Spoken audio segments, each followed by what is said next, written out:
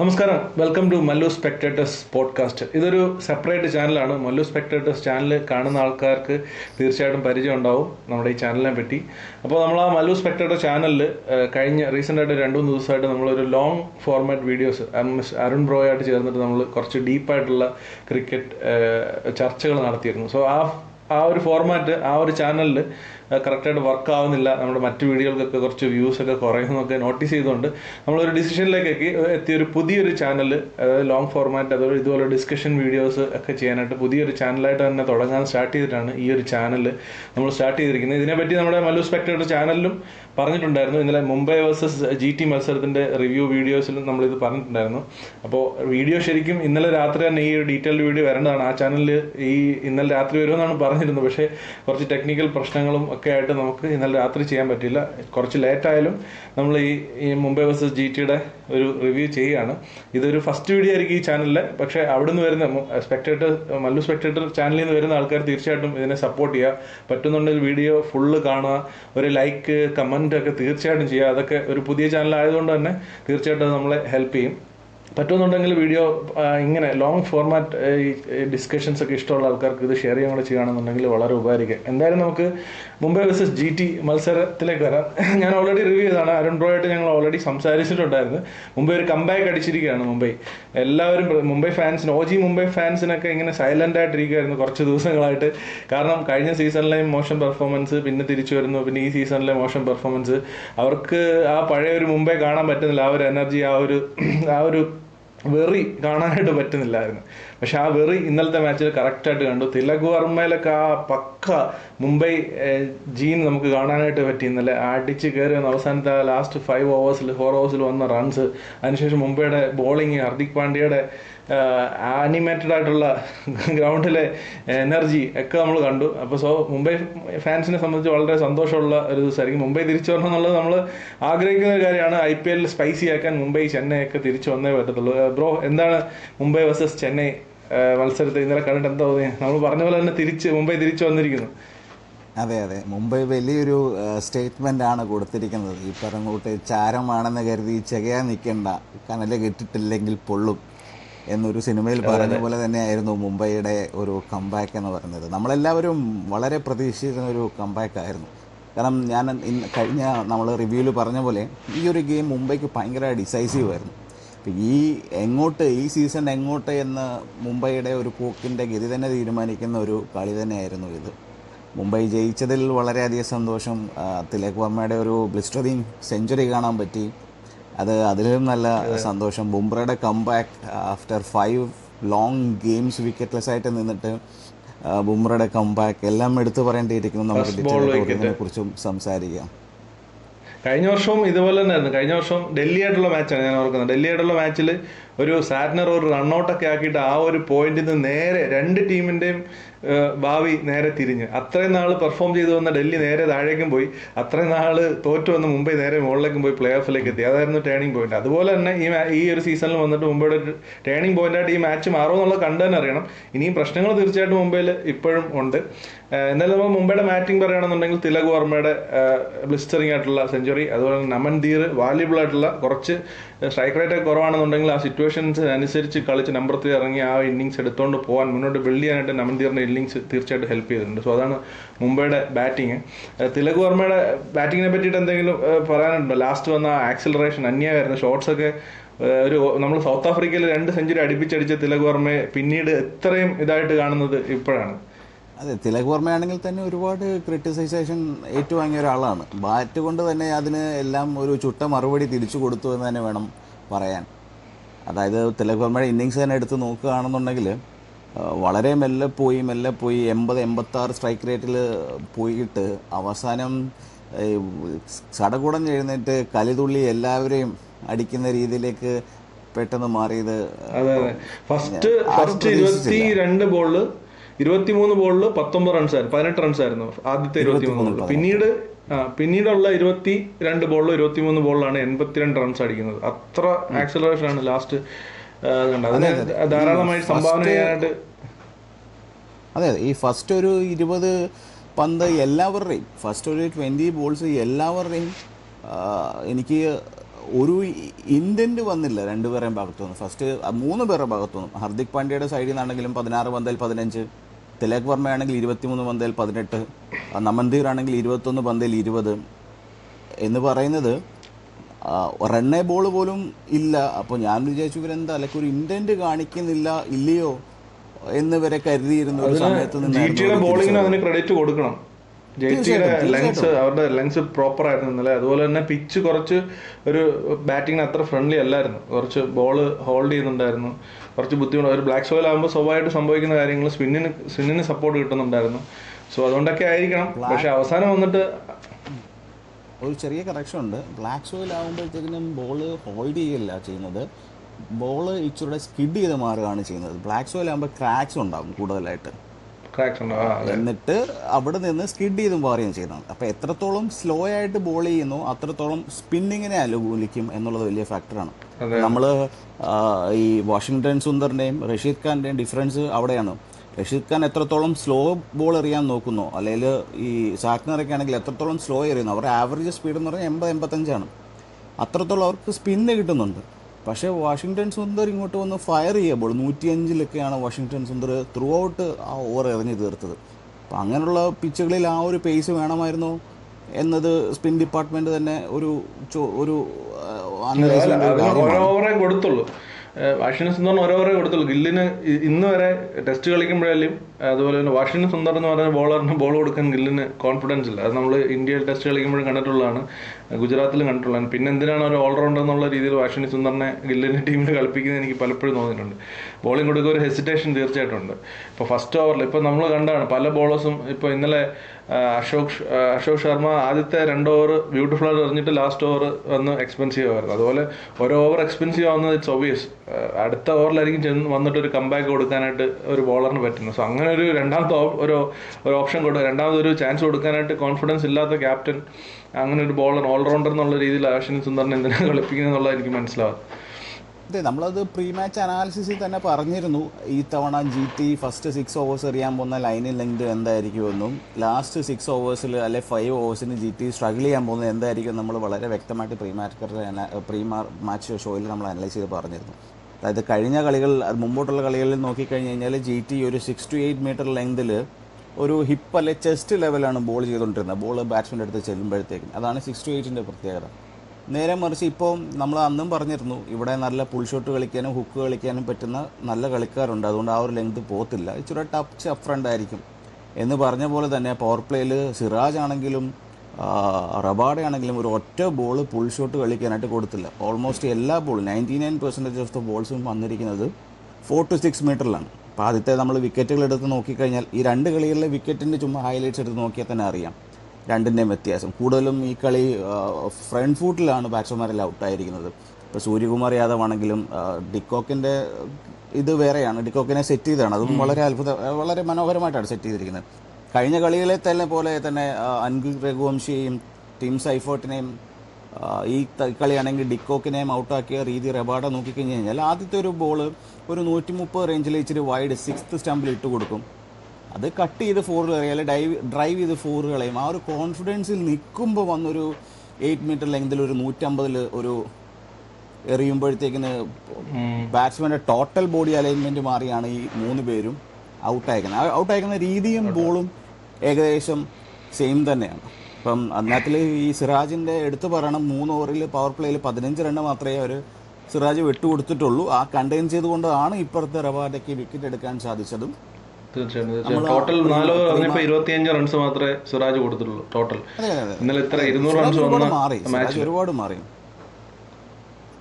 Siraj, Rabada and Rashid Khan ഇവർ 3 പേരും സൂപ്പർവായിട്ട് ball ചെയ്തു. ഈവൻ അശോക് ശർമ്മ ആദ്യത്തെ 2 ഓവർ സൂപ്പർവായിട്ട് തന്നെ ബോൾ ചെയ്തു. പിന്നീട് ഒരു ലാസ്റ്റ് ഓവറിൽ 26 റൺസ് വന്നതുകൊണ്ട് മാത്രമാണ് എക്സ്പെൻസീവായിട്ട് നമ്മൾ നമ്പേഴ്സ് നോക്കുമ്പോൾ തോന്നുന്നത്. ഇപ്പോൾ അശോക് ശർമ്മ ആദ്യമേ ഹൈലി ഞാൻ റേറ്റ് ചെയ്തൊരു ബോളറാണ്.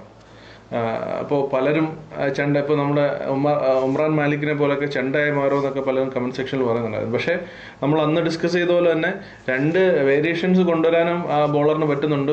നല്ല സ്പീഡിൽ 150+ എറിയാനും ആ ബോളറിന് പറ്റുന്നുണ്ട്. കുറച്ചൊക്കെ കൺട്രോളും ഉണ്ട്. ആസ് എ ന്യൂ കമർ അതൊരു വലിയ അച്ചീവ്മെൻ്റ് തന്നെയാണ്. നമ്മളിപ്പോൾ ഒരു റബാഡയായിട്ടോ അല്ലെങ്കിൽ എക്സ്പീരിയൻസ് ഉള്ള ഒരു ഫാസ്റ്റ് ബോളറായിട്ടോ ഈ പയ്യനെ കമ്പയർ ചെയ്യേണ്ട ആവശ്യമില്ല. ഒരു ഗ്രൂം ചെയ്യേണ്ട ഒരു റിസോഴ്സായിട്ട് കണ്ടാൽ മതി. അങ്ങനെ വെച്ച് നോക്കുമ്പോൾ ഫസ്റ്റ് സീസണിൽ ഈ എക്സെപ്ഷനലി നന്നായിട്ട് തന്നെ എറിയുന്നുണ്ട് എന്നുള്ളതാണ് എൻ്റെ ഒരു അഭിപ്രായം. നല്ലൊരു അസറ്റ് തന്നെയാണ്. GT ക്ക് മാത്രമല്ല, ഭാവിയിൽ ഒരുപക്ഷെ വൈറ്റ് ബോളിൽ ഇന്ത്യക്കും ഒരു അസറ്റായിട്ട് മാറാൻ ചാൻസ് ഉള്ള ഒരു പ്ലെയറാണ് അശോക് ശർമ്മ. അടുത്ത വർഷം പുള്ളി ഇന്ത്യക്ക് വേണ്ടി കളിക്കും. കാരണം ഇന്ത്യക്ക് ഒരുപാട് ഫാസ്റ്റ് ബോളേഴ്സ് ഉണ്ടായിട്ടുണ്ട്. പുറകിലോട്ട് നോക്കി കഴിഞ്ഞാൽ വരുൺ അരോണ്, അതിനുശേഷം വന്നു കഴിഞ്ഞപ്പോൾ കാർത്തിക് ത്യാഗി, അതിൻ്റെ ഇടയ്ക്ക് ഉണ്ടായിരുന്നു നമുക്ക് ഈ മയങ്ക് യാദവ്, ഉമ്രാൻ മാലിക്. ഇവരുടെ എല്ലാം പ്രശ്നം എന്ന് വെച്ച് കഴിഞ്ഞാൽ വന്ന് 150 എറിയുന്നു. ഒരു ലൈനുണ്ടോ ലെങ്ത് ഉണ്ടോ അതൊക്കെ ഒരുപാട് പ്രശ്നങ്ങളായിരുന്നു. പക്ഷേ ഈ പയ്യനെ സംബന്ധിച്ച് പുള്ളിക്ക് ഒരുപാട് വെറൈറ്റീസ് ഉണ്ട്. അതായത് ഈ 154 എറിഞ്ഞൊരു പന്ത്, അതായത് ഈ ടൂർണമെൻറ്റിൻ്റെ ഫാസ്റ്റസ്റ്റ് ബോൾ എന്ന് പറഞ്ഞ ഒരു ഡെഡ്ലി യോർക്കറാണ്. അതേ അശോക് ശർമ്മ ഇന്നലെ തീയുണ്ടായിരുന്നു 2 ഓവറിൽ, തൊടാൻ പറ്റിയിട്ടില്ല. അതേ അശോക് ശർമ്മ തന്നെ back of the hand delivery വളരെ ഹർഷത് പട്ടേലിനെ കൂട്ടൊക്കെ ആൾക്കാർ 130 back of the handle control ചെയ്ത് എറിയുന്ന പോലെ തന്നെ എറിയുന്നുണ്ട്. അതേകൂട്ട് തന്നെ കട്ടർ നന്നായിട്ട് യൂട്ടിലൈസ് ചെയ്യുന്നുണ്ട്. ഇനി ആകെപ്പാടെ പുള്ളിക്ക് നക്കിൾ ബോളേ ഉള്ളൂ. പക്ഷേ ഈ പുള്ളിയുടെ ആ ആക്ഷൻ വെച്ചുകൊണ്ട് നക്കിൾ ബോൾ പറ്റുമോ ഇല്ലയോ എന്നുള്ളത് അടുത്തൊരു പ്രശ്നമാണ്. പക്ഷേ അപ്പാർട്ട് ഫ്രം ദാറ്റ് പുള്ളിയുടെ കയ്യിൽ ഒരുപാട് വെറൈറ്റി ഉണ്ട്, കൺട്രോളബിളായിട്ട് പുള്ളി എറിയുന്നുമുണ്ട് എന്നുള്ളതാണ്. ലാസ്റ്റ് ഓവർ നോക്കണ്ട, നമ്മളത് കഴിഞ്ഞ തവണ പറഞ്ഞതാണ്. GTയുടെ 4-5 ഓവർ അവസാനം എറിയാൻ ആളില്ലാത്ത പക്ഷം വരുന്നവനും പോകുന്നവനും എല്ലാവർക്കും അടി കിട്ടും. ലാസ്റ്റ് 4 ഓവറിൽ നിന്ന് തന്നെ GT കൺസീഡ് ചെയ്തത് 73 റണ്ണാണ്. അവിടെ മുതലാണ് GTയുടെ കയ്യിൽ നിന്ന് കളി പോയത്. അതുവരെ GTയുടെ കയ്യിൽ നിന്നൊരു കളി അവസാനത്തെ ഒരു 4 ഓവറിൽ കൊണ്ടാണ് പൂർണ്ണമായി തോൽവി അല്ലെങ്കിൽ മുംബൈയുടെ മുന്നിൽ കീഴടങ്ങിയതെന്ന് വേണമെങ്കിൽ പറയാം. പ്രസിദ്ധ് കൃഷ്ണയും എക്സ്പെൻസീവായി. പ്രസിദ്ധ് കൃഷ്ണ ആദ്യത്തെ കുറച്ച് മാച്ചുകളിൽ നല്ല രീതിയിൽ ഡെത്ത് ഓവേഴ്സ് ഒക്കെ എറിയാൻ കൊണ്ടുവരുന്നതിന് ഒരു 12 ഓവേഴ്സിലായിരുന്നു. അതിനുശേഷം 4 ഓവേഴ്സ് വന്നിട്ട് ഡെത്ത് ഓവർ കുഴപ്പം ഇല്ലാതെ എറിഞ്ഞ് തീർത്തിരുന്ന ബോളറാണ്. പക്ഷേ 2-3 മാച്ചായിട്ട് പ്രസിദ്ധ് കൃഷ്ണയും എക്സ്പെൻസീവായിട്ട് മാറിക്കൊണ്ടിരിക്കുകയാണ്. സോ GT സംബന്ധിച്ച് ഹോൾഡറിനെ, നമ്മൾ നേരത്തെ പറഞ്ഞ പോലെ ഹോൾഡറിനെ കൊണ്ടുവരേണ്ടത് വലിയൊരു ആവശ്യമായിട്ട് മാറിയിരിക്കുകയാണ്. പക്ഷേ ആർക്ക് പകരം ഫിലിപ്സ് നന്നായിട്ട് ഫീൽഡ് ചെയ്യുന്നുണ്ട്, എക്സെപ്ഷണലി സൂപ്പറായിട്ട് ഫീൽഡ് ചെയ്യുന്നുണ്ട്, ഓടി പറന്ന് സൂപ്പർമാനെ പോലെ നടക്കുന്നുണ്ട്. പക്ഷേ റൺസ് ഇല്ല എന്നുള്ളത് വെറിയിക്കുന്ന ഒരു കാര്യമാണ്. സോ ഫിലിപ്സിനെ മാറ്റി ഹോൾഡറിനെ കൊണ്ടുവരുമോ? അങ്ങനെയാണെങ്കിൽ ബാറ്റിംഗ് പൊസിഷൻ്റെ ഒരു പ്രശ്നം. അതുപോലെ തന്നെ ഇല്ലാന്നുണ്ടെങ്കിൽ റബാഡയെ മാറ്റണമെന്നാണ് ഞാൻ ആദ്യം തൊട്ട് പറഞ്ഞിട്ടുള്ളത്. റബാഡ മോശം ബോളർ ആയതുകൊണ്ടല്ല, GTക്ക് ഏതൊരു ടീമിനും കോമ്പിനേഷനാണ് ഏറ്റവും ബെസ്റ്റ്. ഇപ്പോൾ എല്ലാവരും നല്ല പ്ലേയേഴ്സാണ്. ഇപ്പോൾ മുംബൈ നമ്മൾ നോക്കുകയാണെന്നുണ്ടെങ്കിൽ മുംബൈയിൽ നോക്കുക എല്ലാം മാച്ച് വിന്നേഴ്സാണ്. പക്ഷേ ഒരു ടീമിന് വേണ്ട സാഹചര്യങ്ങൾക്കനുസരിച്ച്, ഒരു പിച്ചിന് വേണ്ടിയിട്ടൊക്കെ അനുസരിച്ച് റൈറ്റ് കോമ്പിനേഷൻ കളിപ്പിക്കുക എന്നുള്ളതാണ് ഏറ്റവും ഇമ്പോർട്ടൻറ്റ്. സോ റബാഡയാണോ ആരാണോ എന്നുള്ളതല്ല. ഇപ്പോൾ നമ്മൾ പൂറാൻ്റെ കാര്യം പറഞ്ഞിട്ടുണ്ടായിരുന്നു. പൂറാൻ കളിക്കുന്നില്ല എന്നുണ്ടെങ്കിൽ, സെറ്റ് ആവുന്നില്ല എന്നുണ്ടെങ്കിൽ, for the sake of teams winning എന്ന് പറയുന്ന ഇത് പൂർണ്ണ മാറ്റിയിട്ട് വേറെ ആളെ കളിപ്പിക്കണമെന്നുണ്ടെങ്കിൽ തീർച്ചയായിട്ടും കളിപ്പിക്കണമെന്നുള്ളതാണ് റൈറ്റ് ഡിസിഷൻ. അതുകൊണ്ട് മാത്രമാണ് റബാഡയ്ക്ക് പകരം ഹോൾഡർ എന്ന് പറഞ്ഞത്. ഇനിയിപ്പം റബാഡയ്ക്ക് പകരം എനിക്ക് തോന്നുന്നില്ല ചിന്തിക്കാൻ പോലും പറ്റുമെന്ന്. കാരണം കഴിഞ്ഞ 2-3 മാച്ചായിട്ട് തീയായിട്ടാണ് എറിഞ്ഞുകൊണ്ടിരിക്കുന്നത്. സോ അത് മാറ്റില്ല. അപ്പോൾ ഫിലിപ്സിന് പകരം വരുമെന്ന് നമുക്ക് കണ്ടറിയണം. ഫിലിപ്സിന് പകരം വന്നേ പറ്റുള്ളൂ. ഈ ഹോൾഡറിൻ്റെ ഒരു അഡ്വാൻറ്റേജ് എന്താണെന്ന് ചോദിച്ചാൽ 3 to 7 ഉള്ള ബാറ്റിംഗ് ഓർഡറിൽ എവിടെ വേണമെങ്കിലും ബാറ്റ് ചെയ്യാൻ ശേഷിയുള്ള ആൾ, ഒന്നാമത്തെ കാര്യം. രണ്ടാമത്തെ കാര്യം, സ്പെഷ്യലിസ്റ്റ് ഡെപ്ത് ഓവറാണ്. അടിമേടിക്കില്ല എന്നൊന്നുമല്ല ഞാൻ പറയുന്നത്, പക്ഷേ സ്പെഷ്യലിസ്റ്റ് ഡെപ്ത് ഓവറാണ്. നമ്മൾ ഇന്നലെ സംസാരിച്ച് വിട്ട് കഴിഞ്ഞൊരു വർഷം നിക്കോളസ് പൂറൻ IPLിലേക്ക് വരുന്നത് ആ ഗ്ലോബൽ ലീഗിൽ ഏറ്റവും കൂടുതൽ 6 അടിച്ച ബാറ്റ്സ്മാൻ എന്ന നിലയിലാണ്. അതേപോലെ തന്നെ ഈ വർഷം ജെയ്സൺ ഹോൾഡർ ടീമിലേക്ക് വരുന്നത് ഗ്ലോബൽ ലീഗിൽ ഏറ്റവും കൂടുതൽ മാൻ ഓഫ് ദി മാച്ചും അതേപോലെ തന്നെ ഹൈലി എക്സ്പ്ലോസീവായിട്ട് നിൽക്കുന്നു എന്നുള്ള രീതിയിലാണ്. ഗ്ലോബൽ ലീഗുകളിൽ മാത്രമല്ല, നമ്മളിവിടെ T20 വേൾഡ് കപ്പിൽ നമ്മൾ ഹോൾഡറിനെ കൊണ്ട് എന്ത് ചെയ്യാൻ കഴിയും എന്ന് നമ്മൾ കണ്ടതാണ്. അപ്പോൾ എനിക്ക് എന്തുകൊണ്ടാണ് ഹോൾഡറിനെ അവർ ഇപ്പോഴും കളിപ്പിക്കാത്തതെന്ന് വലിയൊരു അത്ഭുതമാണ്. ഇനി ഈ പറയുന്ന പോലെ ഒരു ബിഗ് പേഴ്സ് കൊടുക്കാത്തതുകൊണ്ടാണോ? ചിലപ്പോൾ ഹോൾഡറിനെ 24-30 കോടി എടുത്തിരുന്നുവെങ്കിൽ ചിലപ്പോൾ കളിപ്പിച്ചു പോയതിനായിരുന്നു. ഇനി അതാണോ പ്രശ്നം എന്ന് വരെ ഞാൻ ചിന്തിച്ചു. അതും ഒരു റീസണാണ്. അതിനകത്ത് ഒരു പോയിന്റ് ആഡ് ചെയ്യാനുള്ളത്, GT ഞാൻ കണ്ടുള്ളത്, നമ്മൾ സ്റ്റീഫൻ ഫ്ലമിങ്ങിന്റെ കാര്യം പറഞ്ഞിട്ടുള്ള പോലെ ഒരു സ്റ്റബോണായിട്ട് ഉള്ളൊരു ആറ്റിറ്റ്യൂഡ് ഉള്ള ഒരു ടീം മാനേജ്മെന്റ് ആണ്, പ്രത്യേകിച്ചും കോച്ച്. ഇപ്പോൾ നമ്മൾ സ്റ്റീഫൻ ഫ്ലമിങ് നമ്മൾ ആ കടുംപിടുത്തം നമ്മൾ കണ്ടാണ് കഴിഞ്ഞ സീസണിന് മുമ്പ്. അതായത് അവർക്ക് കുറച്ച് വിന്നിങ് ഒരു മെത്തേഡുണ്ട്. പണ്ട് തൊട്ടേ പഴയ കളിക്കാരെ കൊണ്ടുവന്ന്, അതായത് എക്സ്പീരിയൻസ് ഉള്ള കളിക്കാരെ, പ്രായമുള്ള കളിക്കാരെ കൊണ്ടുവന്നിട്ട് അവർ ആ ടീം അറ്റ്മോസ്ഫിയറിൽ കളിച്ചെടുപ്പിക്കുന്ന ഒരു രീതി ഉണ്ടായിരുന്നു. അപ്പോൾ പക്ഷേ കാലഘട്ടം മാറി എന്നുള്ളത് കഴിഞ്ഞ കഴിഞ്ഞ വർഷം അവർ തിരിച്ചറിഞ്ഞത് ഒരു ടീം ചേഞ്ച് ചെയ്തു. അപ്പോൾ GTക്ക് അങ്ങനെ ഒരു ചെറിയ പ്രശ്നമുണ്ട്. അവരൊരു കൈൻഡ് ഓഫ് ക്രിക്കറ്റ് കളിക്കുന്നത് ഒരു 190, 180, 192, 200 റേഞ്ചിലുള്ള മാച്ചസ് ആണ് അവർ വിൻ ചെയ്യാൻ സാധ്യതയുള്ളത്. GT ഒരു 210 മുകളിലോട്ടുള്ള സ്കോർ വന്നു കഴിഞ്ഞാൽ GT സ്ട്രഗിൾ ചെയ്യും. സോ അവർ കൂടുതൽ ബോളിങ്ങിന് ഇമ്പോർട്ടൻസ് കൊടുത്ത് കുറച്ചും കൂടെ എന്താ പറയുന്നത് എക്സ്പ്ലോസീവ് അല്ലാത്ത ബാറ്റ്സ്മാൻമാർ, കുറച്ചും കൂടെ ലോങ് ഇന്നിങ്സ് കളിക്കുന്ന ബാറ്റ്സ്മാൻമാരെ കൂടുതൽ ടോപ്പ് ഓർഡർ ഫില്ല് ചെയ്തിട്ടുള്ള ഒരു മാച്ച് സ്ട്രാറ്റജിയാണ്. അതിനകത്ത് അവർ കഴിഞ്ഞ 2 വർഷമായിട്ട് പിടിച്ചു കഴിഞ്ഞു. എനിക്ക് തോന്നുന്നു നെഹ്റയ്ക്ക് അത് ചേഞ്ച് ചെയ്യാൻ താല്പര്യമില്ല. അല്ലാന്നുണ്ടെങ്കിൽ ഗില്ലും സായ് സുദർശനും ഓപ്പണിംഗ് എന്ന് പറയുന്നത് പൊളിക്കേണ്ട സമയം എപ്പോഴേ അതിക്രമിച്ചിരിക്കുന്നു. ആ രണ്ട് ശരിക്കും ഒരു മോഡേൺ ഡേ ക്രിക്കറ്റിന് പറ്റുന്ന ഒരു കോമ്പിനേഷൻ അല്ല. ഗിൽ ആൻഡ് സായ് സുദർശൻ എന്ന് പറഞ്ഞ് രണ്ടുപേരും ഒരു kind of ODI test player, ഒരു T20 ടീമിന്റെ ഓപ്പണിംഗ് എന്ന് പറയുമ്പോൾ അത് ഭയങ്കര പ്രശ്നം ഉണ്ടാക്കും. റണ്ണ് വരും, ഒരു പവർ പ്ലേയിൽ ചിലപ്പോൾ 60 റൺസ് വരും. ഇപ്പോഴത്തെ ഒരു സ്ഥിതിയിൽ നല്ലൊരു പിച്ചാണെന്നുണ്ടെങ്കിൽ പവർ പ്ലേയിൽ 60 റൺസ് വന്നിട്ട് കാര്യമില്ല. മിനിമം 72 ആ റേഞ്ച്, അതായത് 12 റൺസ് പെർ ഓവർ പവർ പ്ലേയിൽ വരണം. എങ്കിലേ ആ ഒരു സെക്കൻഡ് ഫേസ് ഒന്നും കൂടെ ഒന്ന് പിടിച്ചു നിന്നിട്ട് പിന്നീട് അങ്ങോട്ട് ഫുൾ ഓണിൽ പോകാനായിട്ട് ടീമുകൾക്ക് പറ്റത്തുള്ളൂ. സോ അതിന് GTക്ക് ആ ഒരു പ്രശ്നമുണ്ട്. ഇത് കഴിഞ്ഞ തവണയാണെങ്കിൽ പോലും ജസ്റ്റിഫയബിൾ ആയിരുന്നു. ഞാൻ ഈ പറയുന്നത് സായ് സുദർശൻ എന്ന് പറഞ്ഞ ആൾ കഴിഞ്ഞ തവണ IPL കളിക്കുന്നതിന് മുമ്പത്തെ ഒരു സ്റ്റാറ്റ് എടുത്ത് നോക്കിക്കഴിഞ്ഞ് കഴിഞ്ഞാൽ പുള്ളി ഡൊമസ്റ്റിക്കിൽ കത്തി നിൽക്കുന്ന സമയമാണ്. ആവറേജ് എന്തോ 66 മറ്റോ വരുന്നു ഡൊമസ്റ്റിക്കിൽ. അതിനോടൊപ്പം തന്നെ ഇംഗ്ലീഷ് ക്രിക്കറ്റ് കൗണ്ടിയിൽ വന്നു 3 സെഞ്ചുറിയൊക്കെ അടിച്ച് ഇൻ ടച്ചിൽ നിൽക്കുന്ന ഒരു പ്ലെയർ ആയിരുന്നു സായ് സുദർശൻ എന്ന് പറയുന്ന ആൾ. പക്ഷെ നേരെ മറിച്ച് ഈ സീസണിലേക്ക് വന്നപ്പോൾ പുള്ളി, അതായത് കഴിഞ്ഞ IPLന് ശേഷം ബാറ്റ് എടുക്കുന്നതെന്നല്ല ഞാൻ പറയുന്നത്, കളിക്കുന്നത് ഈ IPL ആണ്. അതായത് ഒരു ലോങ് ബ്രേക്ക് കഴിഞ്ഞിട്ട് വരികയാണ്. ഇപ്പം ഗില്ലിനെ സംബന്ധിച്ചാണെങ്കിൽ ഗില്ല് ഈ IPL ആണ് ഗില്ലിൻ്റെ T20 ഭാവി തീരുമാനിക്കുന്നത്. അത്ര ഒരു ഇൻറ്റൻസിറ്റി നിൽക്കുകയാണ് ഗില്ലിൻ്റെ കരിയർ എന്ന് പറയുന്നത്. ജോസ് ബട്ട്ലറിനെ സംബന്ധിച്ചിട്ടാണെങ്കിൽ പുള്ളിയുടെ ഹാൻഡ് ഐ കോർഡിനേഷൻ ഭയങ്കരമായിട്ട് വീക്കായിക്കൊണ്ടിരിക്കുകയാണ്. കഴിഞ്ഞ ഒരു 15 ഇന്നിങ്സ് എടുത്ത് നോക്കി കഴിഞ്ഞാൽ ആവറേജ് 23, സ്ട്രൈക്ക് റേറ്റ് ബിലോ 140 ആണ്. നമ്മുടെ ഒരു വ്യൂവർ കഴിഞ്ഞ ദിവസം വീഡിയോയിനകത്തിൽ കമൻറ്റ് ഇട്ടതുപോലെ എന്താണ് ബട്ട്ലറിന് കുഴപ്പം, ബട്ട്ലർ കിടയിലും ഫോമിലാണെന്നൊക്കെ പറഞ്ഞു. അല്ല, ഇതിൽ എനിക്ക് വളരെ എതിരഭിപ്രായമാണുള്ളത്. എന്നിരുന്നാൽ തന്നെയും പുള്ളിയുടെ അഭിപ്രായത്തെ ഞാൻ മാനിക്കുന്നു. അതേപോലെ തന്നെ പുള്ളി പറഞ്ഞൊരു കാര്യമാണ് ഈ ടോപ്പ് 3 ഏറ്റവും കൺസിസ്റ്റൻ്റ് ആണ് എന്നുള്ളത്. ഞാൻ ഇന്നലെ പറഞ്ഞ പോലെ തന്നെ ഇതിലും ഘടോത്കജനായിട്ടുള്ള 3 ടോപ്പ് 3 കണ്ടു വളർന്ന ആളാണ് ഞാൻ. ഗെയില്, കോഹ്ലി, ഡിവിലിയേഴ്സ്. എന്നിട്ടൊന്നും എത്തിയിട്ടില്ല ആ ടീം. അതേ അവസ്ഥ തന്നെയാണ് ഇവിടെ GTയിലും. ടോപ്പ് 3 കൊണ്ടൊന്നും ഒരു കപ്പ് അടിക്കാൻ പറ്റത്തില്ല. അല്ലെങ്കിൽ വ്യത്യസ്തമായിട്ടുള്ളത് RCB ഇപ്പോഴത്തെ GT വ്യത്യസ്തമായിട്ടുള്ളത് അന്നത്തെ RCBയെക്കാട്ടിൽ ഒരു മികച്ച ബോളിംഗ് ലൈനപ്പ് ഇപ്പോഴത്തെ GT കൊണ്ടെന്നുള്ളതാണ്. അത് ബാറ്റിങ്ങിന്റെ കാര്യത്തിൽ മാത്രമേ അത് ബാധിക്കുന്നുള്ളൂ. ബോളിംഗ് ഫാർ ബെറ്റർ ആണ് GTയെ സംബന്ധിച്ച്. പക്ഷേ ഇന്നത്തെ ഒരു T20 ഫോർമാറ്റിൽ ഇപ്പം ബോളിങ്ങിനെ ഒരു റെസ്പെക്ട് ചെയ്യുന്ന രീതിയിൽ ഇപ്പോഴും GTയുടെ, അന്നും RCBയുടെ പ്രശ്നം അപ്പ് ഫ്രണ്ട് ബോൾ ചെയ്യാൻ ആളില്ല എന്നുള്ളതല്ലായിരുന്നു. അന്നും RCBയുടെ പ്രശ്നം ഡെപ്ത് ഓവറിൽ എറിയാൻ ആളില്ല എന്നുള്ളതാണ്. ഇന്നും GTയുടെ പ്രശ്നം അത് തന്നെയാണ്. എന്റെ ഒരു അഭിപ്രായത്തിൽ ഒരു പരിധി വരെ ഹോൾഡർ ടീമിലേക്ക് വന്നു കഴിഞ്ഞാൽ ഒരു പരിധിവരെ ആ ഒരു പ്രശ്നം പരിഹരിക്കപ്പെടുമെന്നാണ് എനിക്ക് തോന്നുന്നത്. Plus Prasidh Krishna is just A matter of time. Prasidh Krishna ഒരു ക്വാളിറ്റി ഡെത്ത് ഓവർ ബോളറാണ്. ആ രീതിയിലാണ് ഗ്രൂം ചെയ്തുകൊണ്ട് വന്നിരിക്കുന്നത് പ്രസിദ്ധ് കൃഷ്ണയെ. പ്രത്യേകിച്ചും കഴിഞ്ഞ വർഷമൊക്കെ ടോപ്പ് പെർഫോമൻസ് ആയിരുന്നു. കഴിഞ്ഞ 2-3 മാച്ചായിട്ട് എക്സ്പെൻസീവ് ആയി പോകുന്നുള്ളൂ. സോ ആ ഒരു പ്രശ്നം ഹോൾഡർ വന്നാൽ പരിഹരിക്കപ്പെടും. പക്ഷെ ബാറ്റിംഗിലെ വിള്ളലാണ് എന്നെ സംബന്ധിച്ച് ഏറ്റവും GTക്ക് സ്ട്രഗിൾ ചെയ്യുന്നതെന്ന് എനിക്ക് തോന്നുന്നു. ബോളിംഗിൽ എങ്ങനെയും റാഷിദ് ഖാൻ ഉണ്ട്, റബാഡ ഉണ്ട്, പ്ലസ് വാഷിംഗ്ടൺ സുന്ദറിനെ യൂസ് ചെയ്യുന്നില്ലെങ്കിൽ പോലും വാഷിംഗ്ടൺ സുന്ദർ ഉണ്ട്, സിറാജ് ഉണ്ട്. സോ അവർക്ക് മാച്ച് വിന്നേഴ്സ് ബോളിംഗിലുണ്ട്, മാനേജ് ചെയ്യാൻ പറ്റുന്ന ബോളേഴ്സ് സ്ട്രെങ്ത് അവർക്കുണ്ട്. പക്ഷെ ബാറ്റിംഗിൽ വരുമ്പോഴത്തേക്ക് ഈ ടോപ്പ് 3 ഉള്ളതിനകത്ത് അവരുടെ സ്ട്രൈക്ക് റേറ്റ് ഒരു ഇഷ്യൂ ആയിട്ട് നിൽക്കുമ്പോഴത്തേക്ക് അവർ സ്ട്രഗിൾ ചെയ്യുന്നുള്ളതാണ് എൻ്റെ ഒരു പോയിന്റ്.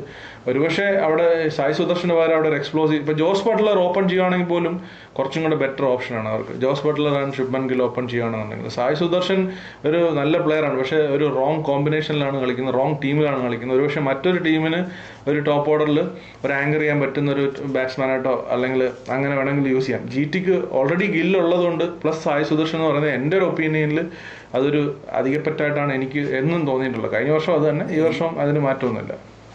എനിക്കും അതേ അഭിപ്രായം തന്നെയാണ്. ഈ സായി സുദർശൻ എന്ന് പറഞ്ഞാൽ IPLൽ മറ്റൊരു ടീമിലായിരുന്നുവെങ്കിൽ സ്വാഭാവികമായിട്ടും പ്ലേയിങ് 11 കാണാതിരിക്കാനാണ് ഏറ്റവും കൂടുതൽ സാധ്യത കൂടുതൽ. ഇപ്പം അതാണ് എനിക്ക് തോന്നിയൊരു കാര്യം. ഇപ്പം നേരെ മറിച്ച് നമ്മുടെ മുംബൈയുടെ ബാറ്റിങ്ങിലേക്ക് തിരികെ വരുമ്പോഴാണെങ്കിൽ തന്നെ ഇപ്പോഴും മുംബൈക്ക് പരിഹരിക്കപ്പെടേണ്ടതായിട്ടുള്ള ഒരുപാട് ചോദ്യങ്ങൾ ബാറ്റിങ്ങിൽ കിടപ്പുണ്ട്. ടോപ്പ് ഓർഡർ ഇപ്പോഴും മുംബൈയെ സംബന്ധിച്ച് വളരെ കൺസേണിംഗ് ആണ്, കൺസിസ്റ്റൻസി കാണിക്കുന്നില്ല എന്നുള്ളതും. ഇതേ കൂട്ട് മിഡിൽ ഓർഡർ ആണെങ്കിൽ തന്നെ ആദ്യത്തെ ഒരു 10-20 പന്തുകൾ യാതൊരു രീതിയിലുള്ള ഇൻറ്റൻറ്റ് കാണിക്കുന്നില്ല എന്നുള്ളതും ഓക്കെ വളരെ ശരിയാണ്. തുടക്കത്തിൽ പവർ പ്ലേ തന്നെ 3 വിക്കറ്റ് പോയി. പക്ഷേ എന്നിരുന്നാൽ തന്നെയും റണ്ണേ ബോൾ അല്ല ഇന്നത്തെ ഒരു T20 ഒരു ഫോർമാറ്റിൽ ഒരു പാർട്ണർഷിപ്പ് ബിൽഡ് ചെയ്യുന്നത്. നമ്മൾ ഇന്നലെ പറഞ്ഞ പോലെ ഒരു famous premium fast bowler Shaheen Afridi Babar അസാമിനെ കൂട്ട് പറഞ്ഞ പോലെ ഇന്നത്തെ കാലത്തെ T20 ഒരു പാർട്ണർഷിപ്പ് ബിൽഡ് ചെയ്യുക എന്ന് പറയുന്നത് റണ്ണേ ബോൾ അല്ല. ഒരു 130 മിനിമം സ്ട്രൈക്ക് റേറ്റിലെങ്കിലും കളിച്ചിരുന്നെങ്കിൽ അവിടെ തന്നെ മുംബൈക്ക് ഈ പറയുന്നുണ്ട് ആ ഒരു 70 ബോൾ 3 പേരും കളിച്ച ഫോർമാറ്റിൽ തന്നെ കൂട്ടിനേക്ക് ഒരു 10-20 റൺ എക്സ്ട്രാ കിട്ടുമായിരുന്നു. പിന്നെ സംഭവം ശരിയാണ്, തിലക് വർമ്മ എല്ലാവരെയും ഞെട്ടിച്ചുകൊണ്ട് ഒരു സെഞ്ചുറി അടിച്ചു. അത് എല്ലാ ദിവസവും പ്രതീക്ഷിക്കാൻ പറ്റത്തില്ല. സേൻ എക്സാമ്പിൾ തിലക് വർമ്മ അതിന് മുമ്പ് എപ്പോഴെങ്കിലും ഔട്ടായിരുന്നെങ്കിൽ നമ്മൾ ഇന്നത്തെ ഒരു ഡിസ്കഷൻ എൻ്റർലി ഡിഫറെൻ്റ് ആയേനെമായിരുന്നു. ഏതൊരു ടീമിനെ സംബന്ധിച്ചും ഇപ്പൊ ഇന്നലത്തെ ആ ഒരു പെർഫോമൻസിന് ഞാനത് കണ്ടില്ല എന്ന് നോക്കും. കാരണം എന്താ വെച്ചാൽ ഇപ്പോൾ RCBയിൽ നമ്മൾ വിരാട് കോഹ്ലി ചില സമയത്ത് സ്ലോ ആവുന്നതോ KL രാഹുൽ സ്ലോ ആവുന്നതോ പറയുന്നത് അവരുടെ ചുറ്റുമുള്ള ബാറ്റ്സ്മാൻമാർ നല്ല സ്ട്രൈക്ക് റേറ്റിൽ കളിക്കുകയും ഒരു ബാറ്റ്സ്മാൻ ടൈം എടുക്കുകയും ചെയ്യുമ്പോഴാണ് അത് പറയുന്നത്. പക്ഷേ ഇന്നലത്തെ ഒരു കേസിൽ എൻ്റെ ഒരു അഭിപ്രായത്തിൽ മുംബൈ ഓൾറെഡി ഡൗൺ ആണ്, ഇത്രയും മാച്ചസ് തോറ്റിട്ട് വരുവാണ്. അവരെ സംബന്ധിച്ച് ഒരു 2 വിക്കറ്റും കൂടെ പോയി കഴിഞ്ഞാൽ ഡു ഓർ ഡേ ആണ്. ഈ മാച്ച് പിന്നെ തിരിച്ചു കിട്ടത്തില്ല. അപ്പോൾ അങ്ങനെ ഒരു സാഹചര്യം, മാച്ച് മാത്രമല്ല ഈ സീസൺ പോലും തിരിച്ചു കിട്ടത്തില്ല. സോ അങ്ങനെ ഒരു സാഹചര്യത്തിൽ അവിടുന്ന് റീബിൽഡ് ചെയ്യുക എന്നുള്ളത് അവരുടെ ഒരു നിലനിൽപ്പിൻ്റെ തന്നെ പ്രശ്നമാണ്, ഈ സീസണിൽ തന്നെ നിലനിൽപ്പിൻ്റെ തന്നെ പ്രശ്നമാണ്. സോ അതുകൊണ്ട് അവിടെ ഒന്ന് ശ്രദ്ധിച്ച് ആ ഒരു ഫേസ് കളിച്ചതിനകത്ത് എനിക്ക് എതിരഭിപ്രായമല്ല. പിന്നീട് തിലക് വർമ്മ ആ രീതിയിൽ അടിച്ചില്ലെങ്കിൽ പോലും ഒരു 180 അടിച്ചിരുന്നെങ്കിൽ പോലും ഇതൊരു നല്ല കോമ്പറ്റീഷനുള്ള മാച്ചായിട്ട് തന്നെ മാറിയേ മുംബൈ ജയിക്കുമായിരുന്നു എന്ന് തന്നെ എനിക്ക് ഫീൽ ചെയ്യുന്നു. ഒരു 180 ഉള്ളായിരുന്നു സ്കോർ എന്നുണ്ടെങ്കിൽ. ഒരു 160 ഒക്കെ എത്തിയപ്പോൾ തന്നെ എനിക്ക് മനസ്സിലായി ഒരു 180 വന്നു കഴിഞ്ഞാൽ മുംബൈയുടെ കയ്യിൽ കളി ഉണ്ടോ എന്നുള്ള കാര്യം. പക്ഷേ ഒരു +20 റൺസ് കിട്ടിയത് അവർക്കൊരു പോസിറ്റീവ് അല്ലെങ്കിൽ ഒരു ബോണസ് ആയിട്ട് കൂട്ടിയാൽ മതി എന്നുള്ളതാണ്. ഇന്നലത്തെ കേസിൽ എന്നെ സംബന്ധിച്ച് ഇറ്റ്സ് ഓക്കെ. അവരുടെ സ്ട്രൈക്ക് റേറ്റ് അത് വിരാട് എപ്പോഴും ഈ സ്ട്രൈക്ക് റേറ്റിന്റെ കാര്യം പറയുമ്പോൾ കമന്റ് സെക്ഷനിൽ എന്നെ ചോദ്യം ചെയ്യുന്ന കുറച്ച് ആൾക്കാരുണ്ട്. വിരാട് കോഹ്ലിയുടെ കാര്യം പറയുമ്പോൾ ഇയാൾ പറയുമല്ലോ, അല്ലെങ്കിൽ KL രാഹുലിന്റെ കാര്യം പറയുമല്ലോ എന്ന് പറയുന്നത്. KL രാഹുലിന്റെ വിരാട് കോഹ്ലിയുടെ കാര്യം പറയുന്നത് ഫീൽഡ് സോൾട്ട്, അല്ലെങ്കിൽ വിരാട് കോഹ്ലിക്ക് ആ പ്രിവിലേജ് ഉണ്ട് ഇഷ്ടമുള്ള പോലെ കളിക്കാൻ. കാരണം ചുറ്റുമുള്ള അത്രയും ഫോമിൽ കളിക്കുന്ന ബാറ്റ്സ്മാനാണ്. വിരാട് കോഹ്ലിക്ക് അവിടെ വെറിയേണ്ട ആവശ്യമില്ല. ആ പ്രിവിലേജിൽ നിന്നിട്ട് ഒരു 10 ബോളൊക്കെ കളയുക എന്ന് പറഞ്ഞാൽ 50 കഴിഞ്ഞ ഏതോ ഒരു ഇന്നിങ്സിൽ 49 അടിച്ച ഇന്നിങ്സിൽ ആദ്യത്തെ 20 റൺസ് വന്നത് 10 ബോളിലാണ്. അല്ല ആ ഒരു സ്ട്രൈക്ക് 200 സ്ട്രൈക്ക് റേറ്റിൽ കളിച്ചിട്ട് പിന്നീട് ഡൗൺ ആയി വന്നിട്ട് തീരെ റണ്ണ് 16 പന്തിൽ നിന്ന്. അതെ. അപ്പൊ അതിനുശേഷം പിന്നെ 49ലേക്ക് എത്താൻ ഒരുപാട് ബോളുകൾ എടുത്തു. അതൊരു ക്രൈമായിട്ട് തന്നെ എനിക്ക് തോന്നുന്നത്. വിരാട് കോഹ്ലി ആയതുകൊണ്ട് നമ്മളത് പറയാതിരിക്കേണ്ട കാര്യമില്ല. കുറച്ച് നമുക്ക് ആൾക്കാർക്ക് ഇതുണ്ടാവും എന്നുള്ളൂ. KL രാഹുലിന്റെ കാര്യം അതുപോലെ തന്നെ. KL രാഹുൽ നല്ലൊരു ക്വാളിറ്റി പ്ലെയറാന്നുള്ള കാര്യത്തിൽ എനിക്ക് സംശയമൊന്നുമില്ല. പക്ഷേ എനിക്ക് 100% ഷുവറാണ് LSGയിലായാലും ശരി പഞ്ചാബിലായാലും ശരി KL രാഹുലിന്റെ ഈ ഉറക്കം തൂങ്ങിയ ഒരു ആറ്റിറ്റ്യൂഡ് ആ ഒരു ടീമിനെ നല്ല രീതിയിൽ ലെറ്റ് ഡൗൺ ചെയ്തിട്ടുണ്ട്. ഈ ഫേസിൽ കളിക്കും നമ്മൾ അറിയത്തില്ല. മൊത്തത്തിൽ നോക്കുമ്പോൾ എൻഡ് ഓഫ് ദ ഡേ കളി കഴിയുമ്പോഴത്തേക്ക് സ്ട്രൈക്ക് റേറ്റ് നോക്കുമ്പോൾ 170 സ്ട്രൈക്ക് റേറ്റ് പ്ലസ് എപ്പോഴും KL രാഹുലിനുണ്ടാവും. ഒരു സീസൺ നോക്കുകയാണെന്നുണ്ടെങ്കിൽ 500+ റൺസ് ഉണ്ടാവും. സോ നമ്മൾ നമ്പേഴ്സ് നോക്കുകയാണെങ്കിൽ ഒരു നല്ല പെർഫോം ചെയ്യുന്ന ഒരു IPL ബാറ്റ്സ്മാനായിട്ട് തോന്നും. പക്ഷേ ചില ഫേസുകൾ വന്നിട്ട് ടീമിന് ചില ഫേസുകളിൽ ടീമിന് റണ്ണ് വരേണ്ട ഫേസുകളുണ്ടല്ലോ. ആ റണ്ണ് വരേണ്ട ഫേസുകളിൽ KL രാഹുൽ അങ്ങ് അവിടെ നിന്നിട്ട് പതുങ്ങിയിട്ട് മറ്റ് ബാറ്റ്സ്മാൻമാരെ അതുകൊണ്ട് പ്രഷറിലാവും. KL Rahul as A quality batsman പിന്നീട് വന്ന് അടിച്ച് സ്ട്രൈക്ക് റേറ്റ് മെയിൻറ്റെയിൻ ചെയ്യും. പക്ഷേ ചില ഫേസുകളിൽ റൺ റേറ്റ് മെയിൻറ്റെയിൻ ചെയ്ത് KL രാഹുൽ ഈ ഒരു മെല്ലപ്പോക്ക് പോകുന്നതുകൊണ്ട് കൂടെ കളിക്കുന്ന ബാറ്റ്സ്മാൻ പ്രഷറിലായിട്ട് വിക്കറ്റ് പോവുകയും അല്ലെങ്കിൽ അവരുടെ ടീമിന് മൊത്തത്തിൽ അതൊരു പ്രഷറാണെന്ന് എനിക്ക് പലപ്പോഴും ഫീൽ ചെയ്തിട്ടുണ്ട്. ഈ കഴിഞ്ഞ ഡൽഹി തോറ്റ മാച്ചിലും KL രാഹുൽ റൺ അടിച്ചപ്പോഴും 92 റൺ അടിച്ചപ്പോഴും എനിക്കത് നന്നായിട്ട് ഫീൽ ചെയ്തു. ആ ഒരു പവർ പ്ലേ ആ സെഷനിൽ സ്ലോ ആയത്. അതിൻ്റെ ഇപ്പോൾ ഈ അടുത്ത് പറയാൻ ഏറ്റവും നല്ല ഉദാഹരണം കഴിഞ്ഞ കളി KKRൻ്റേതായിരുന്നു. KKR man of the match Rinku സിംഗിനാണ് കൊടുത്തിരുന്നെങ്കിലും എൻ്റെ ഇൻ കേസ് KKR തോറ്റിരുന്നെങ്കിലും മാൻ ഓഫ് ദി മാച്ച് KKRൽ നിന്ന് തന്നെ അൻകിക് രഘുവംശി കൊടുക്കണം തന്നെയായിരുന്നു എൻ്റെ അഭിപ്രായം. പവർ പ്ലേയിൽ ഇറങ്ങി 18 പന്തിൽ 10 റണ്ണും അതിനിടയ്ക്ക് 3 വിക്കറ്റും അൻകിക് രഘുവംശി സ്വന്തമാക്കി. ആ 3 വിക്കറ്റ്, ഒന്ന് പുള്ളിയുടെ വിക്കറ്റ്, ഒന്ന് റഹാനയുടെ വിക്കറ്റ്, ഒന്ന് ഗ്രീൻ്റെ വിക്കറ്റ്. പുള്ളി പ്രഷർ, അതായത് പുള്ളി ഇങ്ങനെ കിടന്ന് ബോൾ കളഞ്ഞുകൊണ്ടാണ് അവർ 3 പേര് അനാവശ്യ ഷോട്ടിന് മുതിർന്നതും ഔട്ടായതും. അപ്പം അത് അതായത് എന്ത് ഇമ്പാക്റ്റിൽ കളിക്കുന്നു, വിന്നിങ്ങിൽ എത്ര പെർസെൻറ്റേജ് കോൺട്രിബ്യൂട്ട് ചെയ്യുന്നു എന്നുള്ളതാണ് ഇന്നത്തെ രീതിയിൽ കണക്കൂട്ടേണ്ടത്. അല്ല ഇന്നത്തെ രീതിയിൽ 600 അടിക്കണമെങ്കിൽ 600 അല്ല. ഇപ്പോൾ അതിൽ എന്ത് ഇമ്പാക്ട്ഫുൾ ഇന്നിങ്സ് ആണ് രജത് പടിത്തർ എന്നൊരു കളിക്കാരൻ കാണിക്കുന്നത്. 10 പന്ത് വരുന്നു 48 അടിക്കുന്നു, അല്ലെങ്കിൽ പറഞ്ഞൊരു 12 വരുന്നു 40 അടിക്കുന്നു. അപ്പോൾ അങ്ങനത്തെ ഇന്നിങ്സ് ആണ് ഇന്നത്തെ T20കളെ ഡിസൈഡ് ചെയ്യുന്നത്. കളി ഒരുപാട് മാറിപ്പോയി. ഇനി 600 അടിക്കുന്നു 900 അടിക്കുന്നു എന്ന് പറഞ്ഞൊരു പ്ലെയറിനെക്കാട്ടിലും കൂടുതൽ ഡിമാൻഡ് ഹൈ ഇന്റൻസിറ്റിയിൽ കളിക്കുന്ന ഒരു ഇമ്പാക്ട് കളിക്കാരനായിരിക്കും. അത് അതിനോടൊപ്പം തന്നെ ആൾക്കാരുടെ ആഡ് ചെയ്യുന്നത് ഇപ്പൊ മെന്റാലിറ്റിയിൽ ഹാർദിക് മാറ്റം പാണ്ഡ്യ വരാനും സമയമെടുക്കും. ആ ഒരു മെന്റാലിറ്റിയിൽ മാറ്റം വരാൻ കാരണം രജത് പട്ടീദർ ഒരു ഉദാഹരണം. കഴിഞ്ഞ വർഷം RCB വിൻ ചെയ്തതിന്റെ തന്നെ റീസൺ ഫേസസ് വിൻ ചെയ്ത് പ്ലേയേഴ്സ് കളിക്കുന്നതുകൊണ്ടാണ്. ഫസ്റ്റ് ഫേസിൽ വന്ന് ഫിൽ സോൾട്ട് അടിക്കും, സെക്കൻഡ് ഫേസിൽ രജത് പട്ടീദർ വന്ന് ഒരു 12 ബോളിൽ 30 റൺ അടിച്ചാൽ പോലും, അല്ലെങ്കിൽ 15 ബോളിൽ 40 റൺസ് അടിച്ചാൽ പോലും അത് ടീമിന് വലിയ ബൂസ്റ്റ്. അടുത്ത വന്നിട്ട് ടിം ഡേവിഡ് അത് എടുത്തോണ്ട് പോകും, അല്ലെങ്കിൽ ജിതേഷ് ശർമ്മ അത് എടുത്തോണ്ട് പോകും, കൃണാൽ പാണ്ഡ്യ ചില മാച്ചസിൽ എടുത്തോണ്ട് പോകും. സോ ഓരോരോ ഫേസിലും വേണ്ട റൺസ് വരിക എന്നുള്ളതാണ്, അവരവരുടെ റോൾ ചെയ്തിട്ട് പോകുക എന്നുള്ളത്. അല്ലാതെ ഒരു 45-50 ബോളിൽ 80 റൺസ് 90 റൺസ് ഒരു ലോങ് ഇന്നിങ്സ് കളിക്കേണ്ട ആ ഒരു കാലഘട്ടം കഴിഞ്ഞു. എക്സെപ്ഷൻസ് ഉണ്ട്. ഇപ്പോൾ നമുക്ക് നല്ല ബോളിംഗ് ഫ്രണ്ട്ലി ആയിട്ടുള്ളൊരു ഇപ്പോൾ LSGയുടെ ഹോം ഗ്രൗണ്ടിലൊക്കെ ഉള്ളൊരു കളി നടക്കുകയാണെന്നുണ്ടെങ്കിൽ വളരെ ഡിഫിക്കൽട്ട് ആയിട്ടുള്ള സിറ്റുവേഷനിൽ ഒരുപക്ഷെ അങ്ങനെയുള്ളൊരു ഇന്നിങ്സ് കളിക്കേണ്ടി വന്നേക്കാം. ഇപ്പോൾ സ്റ്റബ്സ് ഒരു മാച്ചിൽ ഡൽഹി പിടിച്ച് ആങ്കർ ചെയ്ത് ജയിപ്പിച്ചല്ലോ. സോ അങ്ങനെയുള്ള സാഹചര്യങ്ങൾ ഉണ്ടായേക്കാം. അതിനെപ്പറ്റിയല്ല, അങ്ങനെയുള്ള സാഹചര്യങ്ങൾക്ക് വിരാട് കോഹ്ലിക്കോ KL പറ്റിയ ഒരു സാഹചര്യം തന്നെയാണ്. അങ്ങനെയുള്ള അവർ നന്നായിട്ട് കളിക്കുകയും ചെയ്യും, അതിനെ ഞാൻ അപ്രീഷിയേറ്റ് ചെയ്യുകയും ചെയ്യും. അങ്ങനെയുള്ള മാച്ചസാണ് 2024 world cup final Virat Kohli അങ്ങനെ ഒരു ഡീസൻ്റായിട്ട് കളിച്ച് ഇന്ത്യയെ കപ്പടിപ്പിച്ചൊരു മാച്ചാണ്. പക്ഷേ അവിടെ നമുക്ക് ഒരു കാരണവശാലും കുറ്റം പറയാൻ പറ്റില്ല. പക്ഷേ വേറെ ചില സാഹചര്യങ്ങളിൽ റോഡ് പിച്ചുകളിലൊക്കെ ആ ഒരു ഇന്നിങ്സ് കളിക്കുമ്പോൾ മാത്രമേ നമ്മളത് പറയുന്നു. ഇപ്പോൾ ഹാർദിക് പാണ്ഡ്യയുടെ ക്യാപ്റ്റൻസിയുടെ കാര്യം പറയുമ്പോൾ തന്നെ എനിക്ക് ഏറ്റവും വലിയ സംശയം ഉണ്ടാകുന്ന ഒരു കാര്യമാണ് ഹാർദിക് പാണ്ഡ്യയുടെ എൻട്രി. ആ സമയത്ത് ഹാർദിക് പാണ്ഡ്യ ആയിരുന്നു ഇറങ്ങേണ്ടിയിരുന്നത്, റൂദർഫോർഡാണോ ഇറങ്ങേണ്ടിയിരുന്നതെന്ന് ഇപ്പോഴും എനിക്ക് വലിയ സംശയമുണ്ട്. അപ്പോൾ ഹാർദിക് പാണ്ഡ്യയെ സംബന്ധിച്ചാണെങ്കിൽ തന്നെ ഹാർദിക് പാണ്ഡ്യയ്ക്ക് ഇപ്പോൾ ഒരു ബോളും ബാറ്റിൽ അങ്ങോട്ട് കണക്റ്റ് ആവുന്നില്ല. അപ്പോൾ അതായത് നമ്മൾ ഇന്നലെ സംസാരിച്ച പോലെ ഹാർദിക് പാണ്ഡ്യയ്ക്കും നിക്കോളസ് പൂറിനും ഒക്കെ ബാറ്റ് സ്വിങ്ങിൽ എന്തോ വലിയ ചേഞ്ചസ് വന്നിട്ടുണ്ട്. അത് ബാറ്റിൽ ആംഗിളിൽ നിന്ന് വരുന്നതാണോ അതോ ആ സ്വിങ്ങിൽ എന്തെങ്കിലും പ്രശ്നമാണോ മുതലായ കാര്യങ്ങൾ നല്ലൊരു പ്രശ്നമാണ്. അതായത് സേൻ എക്സാമ്പിൾ ഇപ്പോൾ ഒരു ബോൾ വരുമ്പോൾ പണ്ടൊക്കെ ആണെങ്കിൽ നമ്മൾ കുംഫു പാണ്ഡ എന്നായിരുന്നു ഹാർദിക് പാണ്ഡ്യനെ വിളിക്കുന്നത്. അത് എഫേർട്ട്ലെസ് ആയിരുന്നു സിക്സ് അടിച്ചുകൊണ്ടിരിക്കുന്നത്. ഇപ്പം അതേ പറയുന്ന മനുഷ്യൻ സകല ബോഡി വെയിറ്റ് എടുത്തിട്ട് അടിച്ചിട്ട് പോലും ബോൾ പോകുന്നില്ല എന്നുള്ളത് നമ്മൾ ഈ ഇടയ്ക്ക് കാണുകയുണ്ടായി. ഇപ്പം അവരെ ഇപ്പം ഹാർദിക് പാണ്ഡ്യ ആണെങ്കിലും നിക്കോളസ് പൂറിലാണെങ്കിലും അവരുടെ ബാറ്റ് ബോൾ കോണ്ടാക്റ്റിൽ ബാറ്റിൻ്റെ ആംഗിൾ ഒരുപാട് വ്യത്യാസം വന്നിട്ടുണ്ട്. അത് ഏറ്റവും നല്ല രീതിയിൽ പറഞ്ഞു തരികയാണെന്നുണ്ടെങ്കിൽ ഇപ്പോൾ നമ്മൾ ബാഡ്മിൻ്റൺ കളിക്കുമ്പോൾ ഇപ്പോൾ ബാക്കിൽ നിന്ന് ഒരാൾ സ്മാഷ് ചെയ്യുന്നു, അപ്പം എന്തായിരിക്കും കറക്റ്റ് ബോളിൻ്റെ നടുക്കടിച്ചാലേ അതിനൊരു സ്മാഷ് എന്ന് പറയാൻ പറ്റത്തുള്ളൂ, അതേ വെലോസിറ്റിയിൽ തിരിച്ചു പോകത്തുള്ളൂ.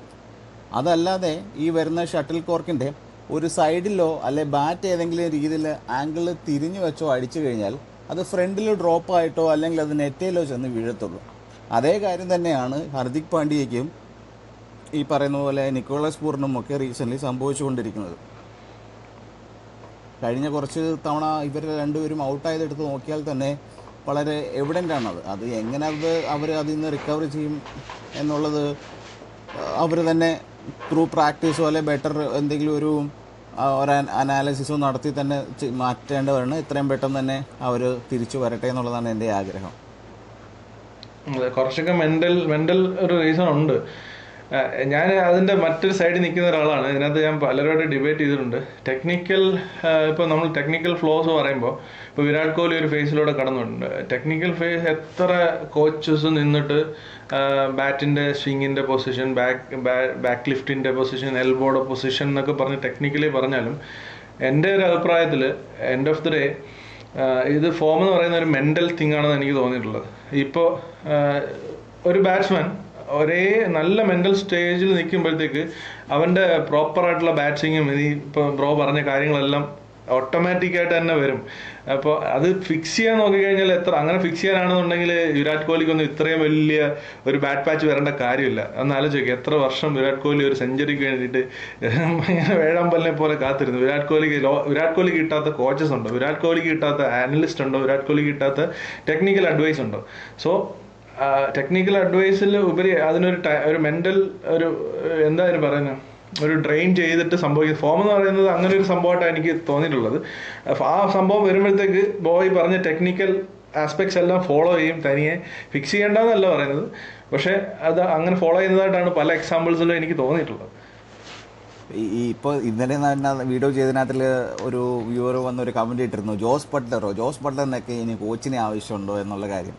വളരെ ഒരു കാര്യം ഞാൻ പുള്ളിയെ തന്നെ ഓർമ്മിപ്പിക്കാൻ ശ്രമിക്കുന്നു. റീസെൻ്റ്ലി വിരാട് കോഹ്ലി എന്ന് പറഞ്ഞ ഒരാൾ റീസെൻ്റ്ലി ഇപ്പോൾ അറിയാമല്ലോ എല്ലാവർക്കും, ലണ്ടനിലാണ് പുള്ളി താമസം. ഔട്ട് ഓഫ് ഫോം ആയ സമയത്ത് പുള്ളി ഇവിടുന്ന് ഒരു മാസം ടിക്കറ്റ് എടുത്ത് നാട്ടിൽ വന്ന് പഞ്ചാബിൽ പുള്ളിയുടെ ഇനിഷ്യൽ ആദ്യത്തെ കോച്ചുമായിട്ട് ഒരു 3 ആഴ്ചയോളം തങ്ങി നിന്ന് ആ ടെക്നിക്കലി കറക്റ്റ് ചെയ്തിട്ടാണ് തിരിച്ച് രഞ്ജി കളിക്കാനായിട്ട് വന്നത്. അപ്പം ഏത് പോയിന്റ് ഓഫ് ടൈമിലും ഒരു കോച്ചിങ് എടുക്കുക, അസിസ്റ്റൻ്റ് എടുത്ത് അത് ഗ്രേറ്റ് സച്ചിൻ ചെയ്തിട്ടുണ്ട്.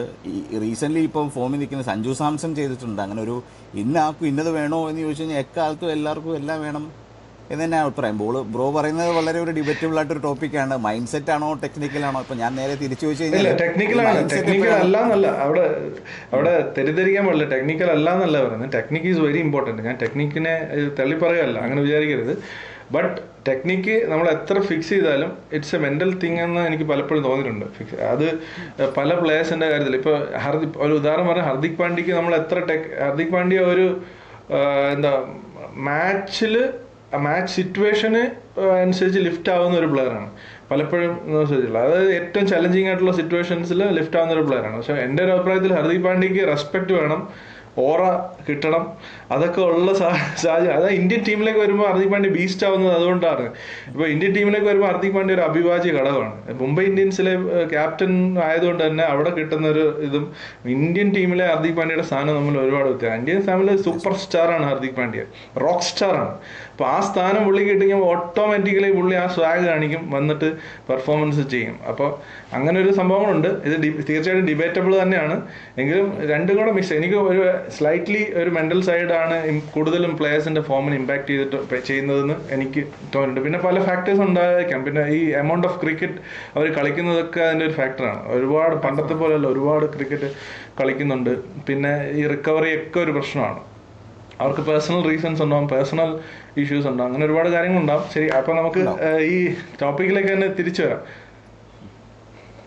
അതേപോലെ തന്നെ എടുത്തു പറയേണ്ട ഒരു കാര്യമാണ്, നമ്മൾ പ്രീ മാച്ച് അനാലിസിസിൽ തന്നെ പറഞ്ഞു ബുംറ ന്യൂ ബോൾ എടുക്കണം, ബുംറ ഒന്നാമത്തെ ഓവറും മൂന്നാമത്തെ ഓവറും മാൻഡേറ്ററി ആയിട്ട് തന്നെ എറിയണം എന്ന് പറഞ്ഞത് എന്തുമാത്രം ശരിവെക്കുന്ന രീതിയിലാണ് ഇന്നത്തെ കളി പോയെന്ന് നമ്മൾ കണ്ടതാണ്. ബുംറ ഒന്നാമത്തെ ഓവർ എറിഞ്ഞു, വിക്കറ്റ് എടുത്തു, ആ ഓവർ കണ്ടെയ്ൻ ചെയ്തു. അതിൻ്റെ റിസൾട്ടായിട്ടാണ് ഹർദിക് പാണ്ഡ്യയ്ക്ക് രണ്ടാമത്തെ ഓവറും വിക്കറ്റ് കിട്ടിയത്.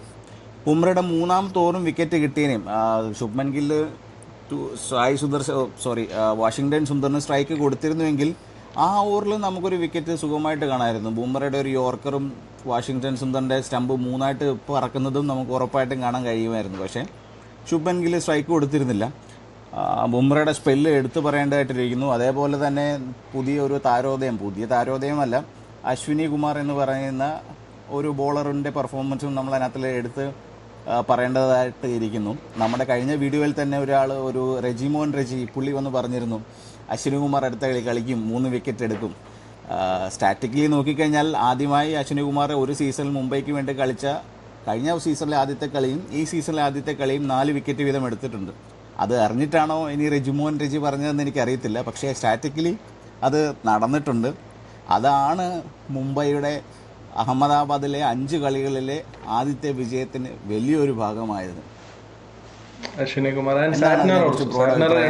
ബുംറയുടെ ഓവറും ലെഫ്റ്റ് ഹാൻഡ് സാറ്റ്നറിന്റെ 2 വിക്കറ്റ്, ഫിലിപ്സിന്റെ വിക്കറ്റ് അതേ ഓവറിൽ തന്നെ വാഷിംഗ്ടൺ സുന്ദറും ഫിലിപ്സും ഒരേ ഓവറിൽ തന്നെ ഔട്ടായെന്ന് തോന്നുന്നു അല്ലേ? വാഷിംഗ്ടൺ സുന്ദറാണോ? രണ്ടാമത്തെ ബോളും 5ാമത്തെ ബോളും. അതെ. സോ അതും ഇമ്പാക്ട്ഫുൾ ആയിരുന്നു. അശ്വിനി കുമാറും ഇമ്പാക്ട്ഫുൾ ആയിരുന്നു. അശ്വിനി കുമാർ കഴിഞ്ഞ സീസണിൽ ഇതുപോലുള്ള വണ്ടേഴ്സ് കാണിച്ചിട്ടുള്ളതാണ്. വന്നിട്ട് ഇതുപോലെ വിക്കറ്റ് എടുത്തിട്ട് പോകണം. കുറച്ച് എക്സ്പെൻസീവ് ചില മാച്ചസിലൊക്കെ ആവുമെന്നുണ്ടെങ്കിലും ലെഫ്റ്റ് ഹാൻഡർ പ്ലസ് ആ ഒരു ഫ്രഷ് ഏത് ടീമിലൊക്കെ ഒരു യങ് പ്ലേയേഴ്സ് കൂടുതലായിട്ടുണ്ടോ, അവരുടെ റേഷ്യോ കൂടുതലായിട്ടുണ്ടോ അവിടെ മാറ്റങ്ങൾ നമ്മൾ കാണുന്നുണ്ട്. അതാണ് എൻ്റെ ഒരു ട്രെൻഡ്. നമ്മൾ കഴിഞ്ഞ ഈ 2 സീസണായിട്ട് നോക്കുകയാണെന്നുണ്ടെങ്കിൽ കഴിഞ്ഞ വർഷത്തെ ചെന്നൈ എൻ്റെ ഒരു ഉദാഹരണമാണ്. എവിടെ എക്സ്പീരിയൻസ് പഴയ പ്ലേയേഴ്സ്. അതെ, ഇപ്പോൾ കൊൽക്കത്തയിൽ നോക്കുവാണെങ്കിൽ അവരെ സംബന്ധിച്ച് ഏറ്റവും വലിയ പ്രശ്നവും അത് തന്നെയാണ്. കഴിഞ്ഞ വർഷം അത് തന്നെ, ഈ വർഷം അത് തന്നെ. ഫ്രഷ് ആയിട്ടുള്ള പ്ലെയേഴ്സ് വളരെ കുറവാണ്. ഇപ്പോൾ മുംബൈയിൽ ഇപ്പോൾ ഫ്രഷ് ആയിട്ടുള്ള അശ്വിനി കുമാർ വന്നു, പിന്നെ പുതിയൊരു 2 താരങ്ങൾ ഡിബേറ്റ് ചെയ്തു. ഒരു നിർഭാഗ്യവശാൽ ഒരാൾക്ക് റണ്ണടിക്കാൻ പറ്റിയില്ല. പക്ഷെ ജസ്റ്റ് അത് ഫസ്റ്റ് മാച്ച് ആണല്ലോ, അപ്പോൾ അത് നമ്മൾ കൺസിഡർ ചെയ്യേണ്ട ആവശ്യമില്ല. പക്ഷേ ആ ഫ്രഷ് ആയിട്ടുള്ള പുതിയ പിള്ളേർ വന്നപ്പോഴത്തേക്ക് കളി മാറി. അതാണ് സംഭവം. അപ്പോൾ അത് തന്നെയാണ് മൊത്തത്തിലുള്ള ട്രെൻഡ്. മൂവിങ് ഫോർവേഡ് പല വൻമരങ്ങളും ബാക്ക്ലാഷ് നേരിടേണ്ടി വരും IPL. കാരണം നമ്മളത് പേരെടുത്ത് വീണ്ടും പറയുന്നില്ല, ടീമിന് ബാധ്യതയാവേണ്ടി വരുന്ന പല പേരുകളുണ്ട്. ഇപ്പോൾ വിജയിച്ച് നിൽക്കുന്ന ടീമിലും അങ്ങനെ ബാധ്യതയാവേണ്ടി വരുന്ന പേരുകളുണ്ട്. ഇപ്പോൾ ഇന്നലത്തെ മാച്ചിൽ തന്നെ, മുംബൈ ഇന്ത്യൻസിൽ തന്നെ. അപ്പോൾ പേരെടുത്ത് പറയുന്നില്ല, തെറിവിളി കേൾക്കാൻ വയ്യ, അതുകൊണ്ടാണ്. അപ്പോൾ ബ്രോയ്ക്ക് ഫൈനലി എന്താണ് നമുക്ക് വൈൻഡപ്പ് ചെയ്യാം? മൊത്തത്തിൽ യങ് ബ്ലഡ് എന്ന് പറയുന്നത് ഏതൊരു ടീമിൻ്റെയും ഭയങ്കര ഒരു അവിഭാജ്യ ഘടകമാണ്. അതവരെ പെർഫോം ചെയ്യാൻ അത്ര അർജായിട്ട് നിൽക്കുകയാണ്. They want to perform, they want to showcase to the world what they can do എന്നുള്ളത് ഭയങ്കരമായിട്ട് നിൽക്കുന്ന ഒരു ടീമാണ്, ഒരു യങ് ബ്ലഡ് ഉള്ള ടീം. അത് തന്നെയാണ് നമ്മുടെ കഴിഞ്ഞ തവണ പഞ്ചാബിൽ കണ്ടത്. ആകെ 2 ഫോറിൻ പ്ലെയർ മാത്രം കളിച്ചുകൊണ്ട് 7 അൺക്യാപ്ഡ് പ്ലെയേഴ്സ് കളിച്ചുകൊണ്ടാണ് പഞ്ചാബ് ഫൈനലിലെത്തിയത്. അതിൽ വലിയൊരു ഉദാഹരണം അതിൻ്റെ മണ്ടയ്ക്ക് വെക്കടാ എന്ന് പറഞ്ഞിട്ട് അതിൻ്റെ മണ്ടയ്ക്ക് വെക്കാനൊന്നും ഇല്ല. അതാണ് യങ് ബ്ലഡിൻ്റെ, അതായത് ഫ്രഷേഴ്സിൻ്റെ ഒരു പോയിന്റ് എനിക്ക് ആഡ് ചെയ്യാനുണ്ട്. ഇതിനകത്ത് നമ്മൾ യങ് ബ്ലഡ് എന്ന് പറയുമ്പോൾ ആൾക്കാർ പറയുന്നത് രജത് പട്ടീദറിന് എത്ര വയസ്സുണ്ടെന്ന് അറിയോ? 32. ജിതേഷ് ശർമ്മയ്ക്ക് എത്ര വയസ്സുണ്ടെന്ന് അറിയോ? ഇതൊക്കെയാണ് യങ് ബ്ലഡ്. അവർ കപ്പടിച്ചില്ലെന്ന് ചോദിക്കും. നമ്മൾ ഉദ്ദേശിക്കുന്നത് പ്രായം മാത്രമല്ല, അപ്രോച്ചിൻ്റെയും കൂടെ ഒരു കാര്യമാണ്. അപ്രോച്ച് ഒരു പ്രധാനപ്പെട്ട ഘടകമാണ്.